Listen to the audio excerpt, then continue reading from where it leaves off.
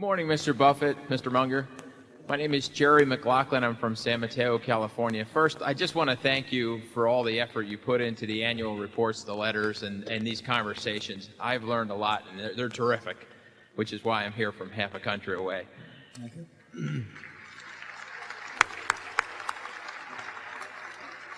You know, you've said that great companies are those that have an economic moat.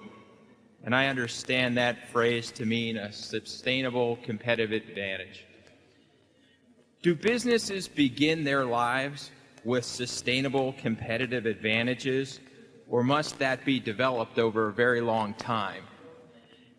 And then, what are the fundamental bases upon which you've seen companies successfully develop sustainable competitive advantages? Of those, which do you think is the most enduring and which is the least?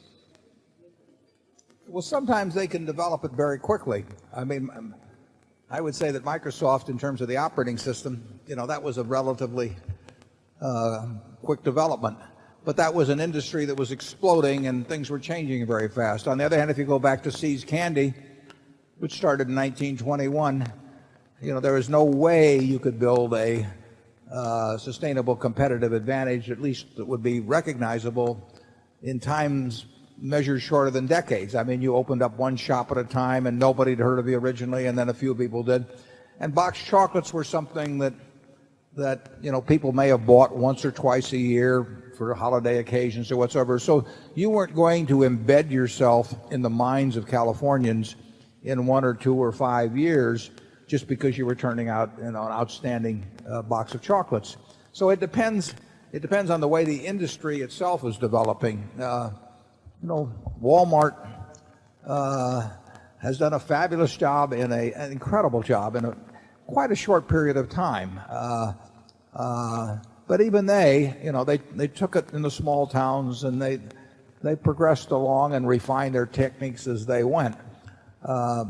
But I would say that there could be things in new industries. I would say with NetJets, we have a sustainable competitive advantage, and that's an industry that was only originated in 1986 when Rich Santulli got the idea, and it was in its total infancy for a good many years after that. But what he has built is building and fortifying is that sustainable competitive advantage. But it depends very much on the industry you're in. And I mean, Coca-Cola, 1886, Jacobs Pharmacy, Atlanta, Georgia, John Pemberton came up with a product. Did he have a sustainable competitive advantage that day? If he did, he blew it because he sold the place for $2,000 today. He's a gambler. He did, and it took decades, thousands of competitors over that time, and but they were painting one barn at a time and designing one Saturday Evening Post ad at a time and all of that, and Pebbles, around the world. In World War II, General Eisenhower went to Mr. Woodruff and he said, I want a Coke within the arm's length of every American serviceman. He said, I want something to remind him of home. And so he built a lot of bottling plants for Coke around the world. And that was a huge impetus, but that was what, 60 years or so after the product was invented.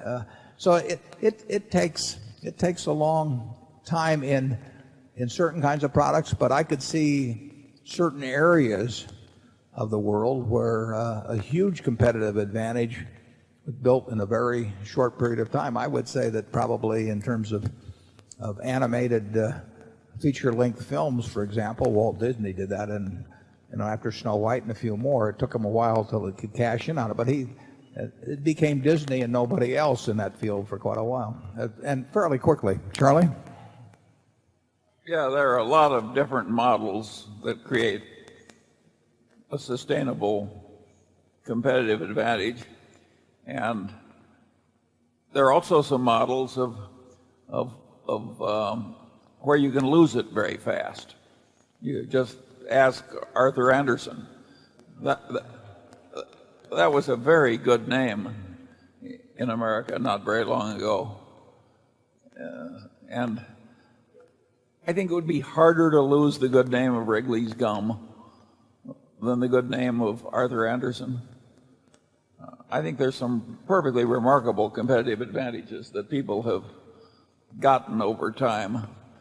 And the great trouble with the investment process is that they're so damned obvious that the stocks sell at very high prices. Snickers has been the #1 candy bar for probably 30 or 40 years now. Yeah, What- in Russia, it turns out everybody likes Snickers. Yeah. How do you really knock it off?